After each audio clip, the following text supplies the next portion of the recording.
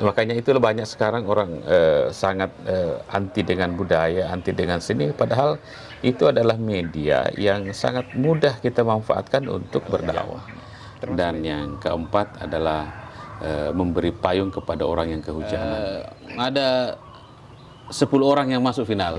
Itu pencapaian itu lipat 2 kali dibanding MCK sebelumnya. Dan alhamdulillah juga kita membawa anak-anak kita yang debat konon dari Ma'had Ali Al-Latifiyah. Ya, itu luar biasa pencapaiannya. Saat ini belum memiliki alumni, baru berjalan 3 tahun, tapi bisa menembus sampai urutan ke-7 nasional. Itu pencapaian luar biasa bagi. Saya bukan membandingkan ya. Antara prestasi madrasah dengan pesantren. Ya, tentunya kita juga harus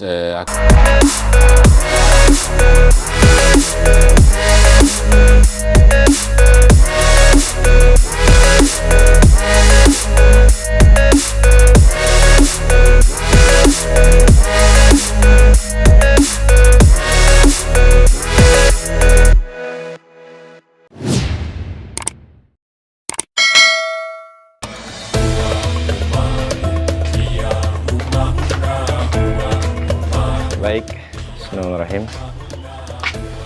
Assalamualaikum warahmatullahi wabarakatuh. Waalaikumsalam warahmatullahi wabarakatuh. Anda semuanya kembali lagi bersama saya di channel ini. Pagi ini setelah sholat subuh, kami tidak berada di Provinsi Sulawesi Barat, tapi kami berada di Jawa Timur, tepatnya di Kecamatan Lamongan, Kabupaten Lamongan, Provinsi Jawa Timur. Dan kalau Anda melihat view ini adalah tangga yang menghubungkan ke makam salah satu wali Songo, yakni Sunan Derajat. Pagi ini saya bersama dengan Kepala Bidang Madrasah pada Kanwil Kementerian Agama Provinsi Sulawesi Barat, yang saat ini beliau juga adalah PLH dari Kepala Bidang Pakis yang membidani pondok pesantren. Assalamualaikum Pak Kabid. Waalaikumsalam warahmatullahi wabarakatuh. Apa kabar? Alhamdulillah. Pak Kabid, sudah perjalanan ke nasional ini kan sering apa? Sudah sering ke makam Sunan ini? Baru kali ini. Baru kali ini. Jadi untuk perjalanan ke makam Sunan Derajat ini baru kali ini saya berkunjung. Rata makam-makam wali di Jawa ini kan hampir benar-benar ditata dan dipelihara, dijaga seperti ini. Ya. Pak Kabir kan tentu paling salah satu orang yang paling sering keliling Indonesia ini. Ya. Apa yang Pak Kabid rasakan secara spiritualitas ketika memasuki area makam ini? Mungkin bisa dibedakan atau dipetakan dengan makam-makam yang lain. Jadi yang pertama saya ingin menyampaikan bahwa tradisi yang dibangun oleh masyarakat Jawa terhadap menghormati para waliullah, para ulama itu luar biasa. Nah, ini yang akan menumbuhkan, tradisi itu menumbuhkan berbagai aspek-aspek yang terkait dengan peninggalan daripada wali dan para ulama-ulama itu. Berbagai aspek ya. Pertama, aspek budaya. Ya, jadi dengan adanya kebiasaan-kebiasaan itu akan menimbulkan kebudayaan yang membuat masyarakat itu senang dengan makam-makam wali dan para ulama. Bukan senang dalam artian datang memuja-muja, tidak. Tapi rata-rata mereka datang untuk bagaimana mereka mendapatkan spirit daripada para wali-wali Allah, para ulama-ulama dalam mengembangkan ajaran Islam serta mengamalkan ajaran Islam. Ini dan hampir 24 jam loh, ini tidak tutup, ini buka. Nah, itulah jadi dari sisi kebudayaannya. Kemudian dari sisi ekonomi, para aulia ini meskipun mereka telah meninggal, tapi juga memberi manfaat ekonomi terhadap umat. Jadi Luar biasa ini. Orang mati menghidupkan Orang orang mati. hidup. Jadi kita ini mereka ini para aulia ini sudah meninggal tapi masih bermanfaat. Ya. Kita ini bahaya nih, belum tentu. Masih hidup belum tentu bermanfaat kepada umat. Tapi para aulia ini begitu berkahnya, mereka sudah meninggal pun memberi manfaat kepada umat. Nah, kemudian dari sisi spiritual, ya kita ini dengan berkunjung kepada makam-makam aulia, ya secara spiritual kita mendapat, saya seolah-olah mendapatkan sugesti bahwa sugesti dalam pengamalan ajaran-ajaran agama.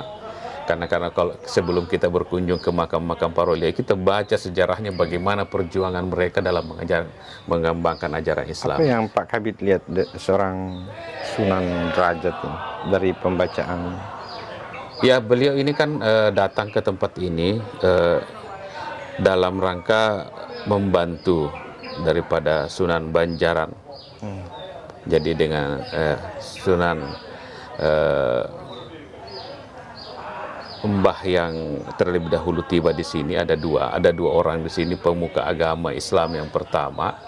Mereka tidak sanggup lagi, bukan tidak sanggup, tapi mereka membutuhkan seorang yang mampu memberikan ajaran agama Islam secara komprehensif kepada masyarakat. Maka mereka berkunjung ke Sunan Ampel ya, dan mereka akhirnya diputuslah Sunan Derajat ini ke sini untuk menjadi guru, menjadi penerang terhadap masyarakat sekitar sini yang kebanyakan masih beragama Hindu. Sehingga beliau ke sini, dan di sinilah tempat ini, sekitar kompleks inilah beliau mengajarkan ajaran agama terhadap masyarakat Islam yang ada pada saat itu, dan berupaya mengislamkan masyarakat Hindu yang belum beragama Islam. Tetapi itu dilakukan bukan dengan kekerasan. Ya, kita lihat metodologi dakwah daripada Sunan Derajat ini, itu beliau menggunakan berbagai media, diantaranya dengan media seni, gamelan ya. Nah, sehingga ada lagunya beliau yang terkenal. Sehingga dengan metode dakwah yang beliau sampaikan itu orang tertarik ya pada saat itu. Jadi mereka tidak terpaksa masuk agama Islam, kan tetapi mereka ini masuk ke dalam Islam dengan sukarela tanpa ada paksaan. Karena metode dakwah yang disampaikan, cara dakwah yang disampaikan oleh Sunan Derajat yang sangat menarik, yang bersesuaian dengan tradisi dan budaya masyarakat sini pada saat itu. Jadi masuk ke dalam budaya dan kulturnya, nanti dari dalam kemudian merubah.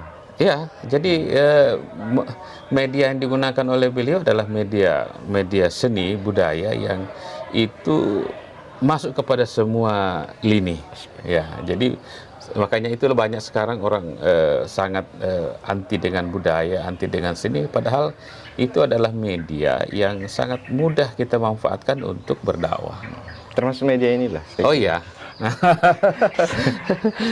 Baik teman-teman semuanya, saya kira ini hanya kalimat pembuka karena sebetulnya Pak Kabit hari ini dalam posisinya sebagai PLH bidang Pakis yang membawa kontingen Provinsi Sulawesi Barat yang berlaga di Musabaqah Qiraatil Kutub tingkat nasional di Lamongan ini. Kita akan membincang itu sejauh mana prestasi yang dicapai Provinsi Sulawesi Barat sampai pada hari ini. Sudah hari ke berapa di sini, Pak? Ya, ini kita berangkat tanggal 10 ini ke sini. Itu sudah hari ini tanggal 14 ya. Oh ya. Kita akan bincang itu. Sengaja kami ambil spot ini karena mendekatkan tempat pelaksanaan MKK yang kita tahu itu berada di Pondok Pesantren Sunan Derajat. Kalau kita jalan ke sana ini mungkin hanya sekitar 10 sampai 15 menit. Kita akan cari spot. Sunan Derajat ini kan ada beberapa, banyak sih sebetulnya, tapi yang gampang kita ingat petua atau dawuh beliau tadi, beri pakaian, coba beri. Jadi ada ajaran beliau yang sangat bagus sesuai dengan kondisi sosial masyarakat yang didakwai pada saat itu, adalah dengan adanya catur piulang atau 4 hal yang perlu dilakukan. Yang pertama adalah kita memberi tongkat kepada orang yang berjalan di jalan yang licin. Yang kedua, memberi makan orang yang lapar. Yang ketiga, memberi pakaian kepada orang yang telanjang. Dan yang keempat adalah memberi payung kepada orang yang kehujanan. Ini sangat dalam maknanya, dalam sekali maknanya. Bukan hanya jangan kita melihat makna daripada leksikalnya, makna lugawinya, tapi kita melihat bahwa Sunan Derajat ini melakukan pendekatan-pendekatan yang sangat sosiologis terhadap dalam berdakwah. Kalau kita mengatakan memberikan tongkat kepada orang yang berjalan di jalan licin, itu bukan hanya sekedar tongkat maksudnya. Jadi kita harus mampu memberikan bagaimana membantu orang yang berjalan atau melakukan perjalanan hidup, ya bukan hanya jalan di jalan tol tapi jalan hidup ini. Ketika kita melihat ada orang yang mungkin dia tersesat dalam kehidupan ini, ya kita harus berupaya untuk membantunya. Jadi bukan hanya sekedar yang dimaksud jalan benar ya, tapi akan tetapi ketika ada kita lihat orang yang mungkin dalam menjalani hidupnya ini mungkin ada melakukan hal-hal yang kurang baik, kita berupaya untuk memberikan menyampaikan kebaikan-kebaikan kepada yang bersangkutan. Tentu dengan metodologi dan cara yang sangat baik.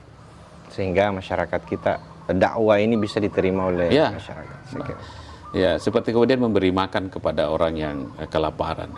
Itu bukan hanya jangan dimaknai kepada dengan memberi makan tok saja, tetapi ini menandakan bahwa Sunan ini ingin agar supaya perekonomian masyarakat ini bisa meningkat.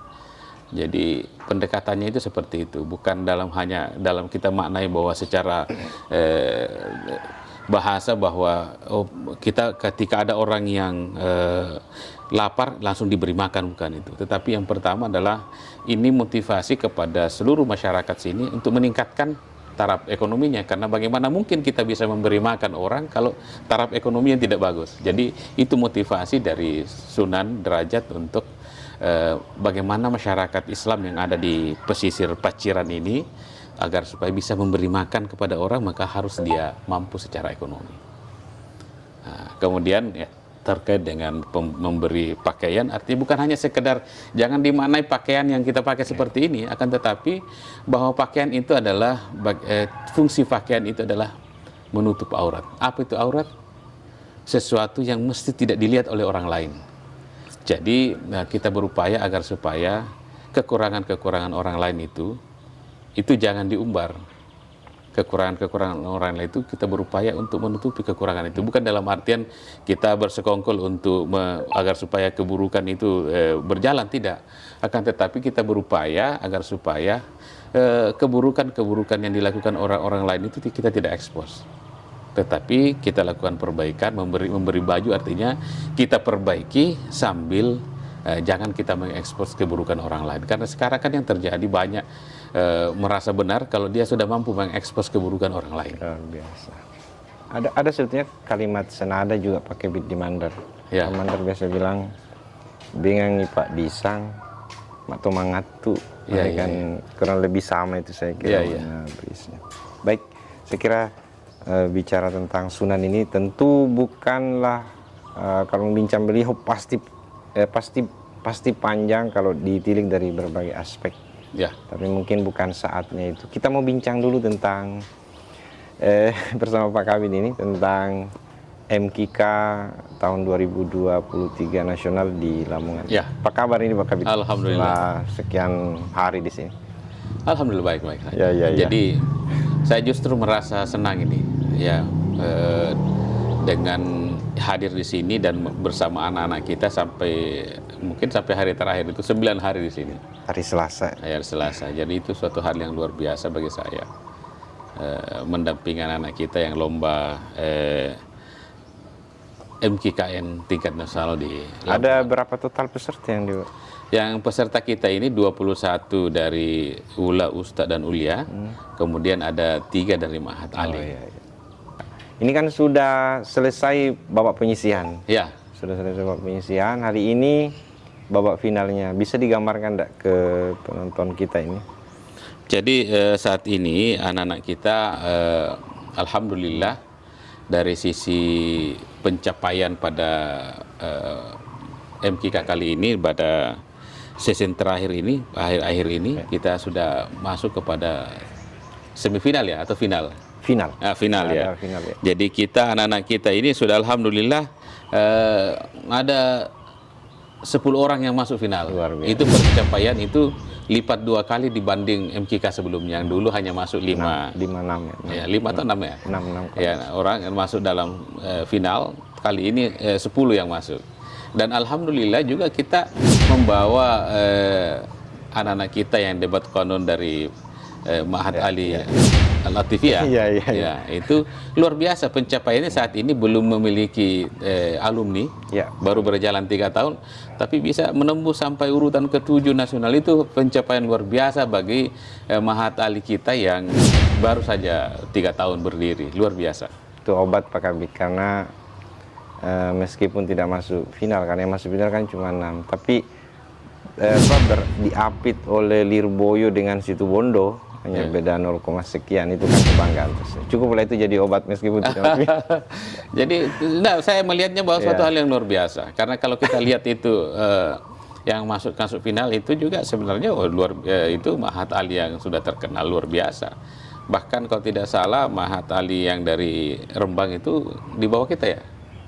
Nah, jadi itu luar biasa. Jadi Situbondo di bawah. Situbondo di bawah Sarang kita. di bawah. Sarang di bawah kita. Jadi ini padahal kalau kita tahu bahwa Situbondo dengan tradisi keilmuan Islamnya, luar biasa. Ya, dengan Sarang juga dengan tradisi keilmuan yang luar biasa. Tapi alhamdulillah Mahat Ali Latifiyah ini luar biasa bisa sampai ke urutan ke-7 ini. Cuma memang banyak ya kan bagus juga ketika kita melihat kompetitor kita yang lebih hebat, kita bisa belajar untuk persiapan. Ya, saya kira itu merupakan motivasi bagi kita untuk ke depan semakin meningkatkan kualitas anak-anak kita dalam melakukan debat-debat. Jadi tradisi debat itu perlu dihidupkan, ya. Karena tentunya dengan menggunakan kaidah-kaidah debat yang benar, ya, bukan hanya debat kursi, tapi ada kaidah-kaidah debat yang harus dipertahankan dan dihidupkan dalam tradisi keilmuan anak-anak kita di pondok. Dan mungkin ini kalau perlu menurut saya bukan hanya di tingkat Mahat Ali, tetapi pada tingkatan dari DPL, terutama di Ustadz dengan Ulia, itu perlu dihidupkan itu. Debat dengan bahsul masailnya. Ya. Diskusi-diskusi kita. Pak Kabid ini kan Pak Kabid ini kan kepala bidang madrasah. Ini capaian 10 yang masuk 10 besar. Saya bukan membandingkan ya. Ya. Antara prestasi madrasah dengan pesantren. Ya, tentunya kita juga harus akui bahwa prestasi pondok pesantren ini luar biasa. Nah, tentunya dengan kerja berat daripada teman-teman pondok-pondok pesantren yang ada, terutama pesantren Salafiyah Parape, itu luar biasa. Dan harus kita lihat bahwa tradisi keilmuan yang dibangun di Parape bukan baru 1-2 tahun ini, ya, itu menjadi tradisi keilmuan yang sudah sekian tahun ke belakang itu dengan tahun 60-an. Sejak tahun 60-an ya. Jadi itu luar biasa. Jadi menurut saya ini bukan sesuatu yang instan diperoleh. Nah, itu proses panjang. Ya. Nah, kalau madrasah ya saat ini memang ada hal yang perlu kita cermati, bahwa misalnya lomba KSM, kompetisi sains madrasah. Dari sisi ini harus kita akui, dari sisi materi lomba, anak-anak kita tidak kalah. Cuma ada 2 hal yang memang saat ini yang menjadi kekurangan kita. Yang pertama kemampuan bahasa, yang kedua kemampuan mengelaborasi antara materi pelajaran dengan dalil-dalil agama. Nah, itu yang jadi memang kita perlu lakukan perbaikan-perbaikan dan review terhadap misalnya materi kurikulum. Ya, kurikulum kita ini kan berjalan tidak terintegrasi. Mata pelajaran umum, ya misalnya anggaplah biologi, ya itu berjalan sendiri. Kemudian mata pelajaran Quran hadis, anggaplah Quran hadis dan fikih itu berjalan dengan materinya sendiri, sehingga tidak terintegrasi. Nah, pada saat KSM, pertanyaan-pertanyaan yang diajukan itu terintegrasi. Nah, ini menjadi PR buat kita untuk melakukan bagaimana mengintegrasikan antara mata pelajaran umum dengan mata pelajaran agama sehingga Bisa nyambung. sejalan dengan itu. Jadi, tapi ini menjadi terus terang ini kan ini menjadi masalahnya ini kan kurikulum nasional kita, yang kita gunakan. Tetapi dengan adanya kurikulum merdeka itu sangat terbuka kemungkinan kita melakukan inovasi dan integrasi di masing-masing madrasah. KSM nasional. Ini insya Allah, kalau KSM nasional insya Allah tahun ini dilaksanakan di Sulawesi Tenggara. Saya pernah Bulan podcast 9. sama beliau 2 tahun lalu. Saya tantang beliau untuk KSM nasional. Mudah-mudahan saya bukan mau membandingkan antara pesantren dengan madrasah karena pasti tidak equal. Maksudnya tidak equal kan beda madrasah dengan pesantren. Ya. Cuma maksud saya bertanya tadi ini, ya paling tidak spirit dari Lamongan ini bisa dibawa ke Madrasah. madrasah. Jadi begini, jadi kita harus tahu bahwa memang banyak faktor yang berbeda. Pertama, kalau di MKK ini kan kitab-kitabnya sudah terstandar yang dibaca. Kemudian guru-guru yang mengajar di pondok pesantren itu sudah terseleksi secara ketat karena mustahil itu mengajarkan misalnya tentang fikih misalnya, anak-anak Safinatun Najah misalnya ya. Tidak mungkin yang mengajar itu orang tidak mengerti baca kitab, mustahil itu. Mengajar baca kitab, tidak bisa baca kitab, tidak bisa nahwu, sorof, tidak bisa, pasti tidak bisa. Nah, beda dengan di kita kan, di guru-guru kita ini ya ya saya paham bahwa secara kompetensi mungkin juga mereka bisa, tetapi saat ini kualitas guru-guru kita memang perlu ditingkatkan di madrasah. Ya. Udah menular lah Pak Kabit. Ya, kita berharap mudah-mudahan berkah MKKN ini, berkah dari Sunan berkah Derajat. dari Sunan Derajat ini bisa membawa berkah bagi madrasah di Sulawesi Barat sehingga bisa jadi paling tidak adalah disebut pada saat event KSM di tingkat nasional. Amin. Terakhir ini saya ingin meminta pesan terakhir dari Pak Kabit dalam podcast ini. Pesan dari MKK Lamongan, Jawa Timur, kepada masyarakat kita di Provinsi Sulawesi Barat, masyarakat kita yang bergelut di dunia pendidikan pondok pesantren, khususnya yang mungkin hari ini kan berkembang ini. Hari ini berkembang bukan hanya Salafiyah Parape saja, tapi ada Ar-Risalah, juga ada Jarik J, dan banyak pesantren-pesantren kita yang saat ini mengikuti jalan pesantren salaf itu, termasuk kan peserta kita bukan hanya dari Parape, ada dari Ar-Risalah, itu juga masuk finalis di bidang fikih Putri Ulia kalau tidak salah. Silakan. Jadi pertama saya ingin menyampaikan bahwa pondok pesantren adalah merupakan lembaga pendidikan yang sangat ideal, terutama kondisi saat ini. Nah, kita tahu bahwa ada 3 lingkungan yang berpengaruh terhadap anak kita. Pertama, lingkungan sekolah, yang kedua lingkungan keluarga, dan yang ketiga lingkungan masyarakat. Nah, di pondok pesantren ini tercipta 3 lingkungan itu. Pertama, lingkungan sekolah, ya di sekolah madrasah itu belajar, di pondok belajar, jadi ada lingkungan sekolahnya ideal. Mereka belajar tentang ilmu-ilmu agama dan juga mungkin ilmu-ilmu umum diajarkan. Yang kedua, lingkungan keluarga.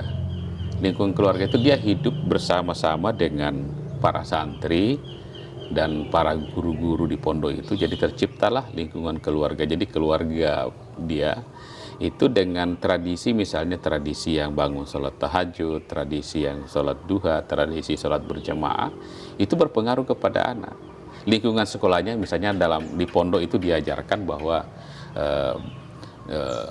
sholat berjamaah itu lebih tinggi 27 derajat dibanding sholat sendiri. Itu diajarkan di sekolah, di madrasah, ketika belajar fikih pada gurunya. Kemudian masuk dalam lingkungan keluarga atau di lingkungan kamarnya ini, asramanya, dia berada dalam lingkungan yang mengamalkan itu. Anak-anak kita ketika tiba waktu sholat mereka berjamaah. Jadi link antara ilmu yang diperoleh di madrasahnya, di sekolahnya, dengan lingkungannya, dan kemudian semua orang yang ada di dalam pondok itu sebagai lingkungan masyarakat pondok, terdiri dari sejumlah asrama, terdiri dari rumah-rumah guru dan penduduk, dan itu semua melaksanakan salat berjamaah. Jadi tiga lingkungan ini sangat berpengaruh kepada anak-anak kita. Nah, inilah yang merupakan menurut saya lingkungan sangat ideal dalam pendidikan untuk membentuk karakter anak-anak kita. Nah, kalau dia di luar pondok, mungkin di sekolah diajarkan tentang keutamaan salat berjamaah 27 derajat, tiba di lingkungan rumahnya sendiri, mungkin orang-orang dalam rumah itu tidak rajin berjamaah. Pasti akan terjadi kontradiktif, terjadi paradoks antara ilmu yang dia pelajari dengan kondisi lingkungan rumahnya, apalagi kondisi masyarakatnya. Jadi inilah menurut saya pendidikan yang paling ideal dalam membentuk karakter anak dalam pendidikan pondok pesantren. Itu satu. Jadi dari sisi membentuk karakter dan pendidikan anak. Kemudian yang kedua, bahwa pondok pesantren itu merupakan penjaga tradisi keilmuan Islam. Jadi di pondok-pondok pesantren diajarkan buku-buku yang standar pondok pesantren yang dikarang oleh ulama-ulama terdahulu, dan juga tidak menutup kemungkinan menjadi inspirasi bagi para pengajar-pengajar di pondok, guru-guru pondok untuk bisa membuat buku-buku yang baru membahas kondisi-kondisi kekinian. Jadi kita itu yang masih kurang menurut saya. Jadi tradisi literasi yang berdasarkan kitab-kitab yang terdahulu itu berjalan, tetapi mestinya juga harus dibarengi dengan kemampuan merespon kondisi kekinian. Jadi itu yang menjadi tantangan bagi pondok itu. Jadi di samping dia harus melestarikan turas daripada ulama-ulama yang terdahulu, tetapi juga diharapkan memunculkan kitab-kitab yang mampu menjawab kondisi kekinian. Nah, jadi sebenarnya para ulama-ulama itu juga mengarang kitab itu diantara motivasinya adalah sebagai jawaban terhadap kondisi yang dialami oleh masyarakat daripada sekitar para ulama-ulama yang ada pada saat itu yang mengarang kitab-kitab itu. Jadi tradisi keilmuan di pondok pesantren itu dihidupkan. Nah, kemudian yang kedua, bahwa kita berharap bahwa keberadaan pondok-pondok pesantren itu juga bisa menjadi inspirasi dan menjadi solusi terhadap masalah ekonomi umat. Nah, coba kita lihat pondok pesantren Sunan Derajat ini luar biasa usahanya. Jadi punya pabrik garam. Kemandirian pesantren. Ya, kemandirian pondok pesantren. Jadi disinilah diharapkan. Jadi pondok pesantren itu jangan hanya kita asosiasikan sebagai lembaga pendidikan yang selalu meminta-minta. Beri makan orang yang lapar. Ya, jadi bagaimana bisa memberi makan kalau tidak kaya, tidak banyak, tidak ekonominya tidak mapan. Nah, ini yang diciptakan, ini yang dilakukan di pondok pesantren Sunan Derajat ini. Punya pabrik garam yang produksinya luar biasa, dan ini mensuplai punya kapal penangkap ikan yang banyak, kemudian punya produksi air mineral yang luar biasa, punya lokasi yang menjadi sumber pembuatan semen gresik. Luar biasa memang kalau masalah itu. Jadi dari sisi ekonomi, jadi ini kita harapkan, pondok-pondok pesantren kita, terutama di Sulawesi Barat, agar supaya mampu bagaimana menciptakan siklus ekonomi yang bukan hanya mensejahterakan masyarakat pondok, tapi mampu mensejahterakan masyarakat yang ada di luar pondok pesantren. Jadi bisa menepis image bahwa pondok pesantren itu lembaga yang sukanya minta-minta. Ya. Kalau pesan untuk ini atas prestasi yang dicapai, Pak? Ya, saya luar biasa, saya sangat mengapresiasi terhadap pondok-pondok pesantren yang telah mengirim santrinya mewakili Sulawesi Barat, terutama pondok pesantren Salafiyah Parape yang selama ini memang tradisinya mengirimkan santri-santri yang selalu juara di tingkat nasional, agar supaya saya berharap tetap melestarikan ini, melestarikan budaya, pertama baca kitab atau turas. Kemudian yang kedua, agar supaya pondok-pondok pesantren yang ada ini menjadikan lomba yang ada di tingkat nasional ini sebagai motivasi dan pembanding sehingga tahu langkah-langkah apa yang harus kita lakukan untuk menghadapi MKK berikutnya. Dan lebih daripada itu bahwa apa yang dilakukan hari ini sebenarnya adalah merupakan bagian daripada kondisi nyata yang dihadapi nanti anak-anak santri kita ketika keluar di masyarakat. Dia akan mendapatkan pertanyaan yang mungkin mirip dengan pertanyaan yang disampaikan oleh Dewan Juri ya, bahwa misalnya tema-temanya itu memang semua tema-tema aktual ya. Tema-tema aktual dan Nah, jadi itu yang diharapkan. Jadi kemudian tentu kami sangat berterima kasih kepada pondok-pondok pesantren yang telah membina anak-anak santri kita dengan baik, dan kami harus mengakui bahwa meskipun kontribusi Kementerian Agama secara finansial mungkin sangat terbatas, akan tetapi pondok-pondok pesantren ini berjalan meskipun dari keterbatasan daripada support Kementerian Agama. Tapi saya yakin bahwa pondok-pondok pesantren ini tradisinya memang lahir dari masyarakat. Dan tentu diharapkan kemandirian daripada pondok pesantren ini untuk tetap eksis dan bisa memberikan pencerahan kepada umat. Dan sekali lagi saya sangat berterima kasih kepada seluruh pondok-pondok pesantren yang telah melakukan pembinaan terhadap umat kita yang ada di Sulawesi Barat. kasih Pak Kabid. Terima kasih. Kita doakan sama-sama, mudah-mudahan beliau sehat bersama dengan keluarga, karirnya makin bagus, amin ya robbal alamin. Ya, semoga diberikan yang terbaik oleh Allah Subhanahu wa taala. Teman-teman semuanya, kompetisi apapun termasuk MKK ini tentu bukanlah tujuan, tetapi dia adalah merupakan salah satu tolak ukur. Nah, oleh sebab itu 10 anak Sulawesi Barat dari Pondok Pesantren Sulawesi Barat yang didominasi oleh Polewali Mandar, mohon kepada Anda semua untuk memberikan doa yang hari ini akan maju ke babak final. Ya, kalau dilihat nilai Pak Kabid kan ada yang 2, ada yang 4, ada yang 3. Mudah-mudahanlah di MKK Lamongan ini, ya paling tidak targetnya Pak Kabid ada 1 emas. Paling tidak ada 1 emas yang kita bawa pulang. Ya, 1 emas. Itu target kita. Ya, mudah-mudahan apa yang kita harapkan bisa bersesuaian dengan kenyataan. Allahumma fiq ila aqwamit thariq. Assalamualaikum warahmatullahi wabarakatuh.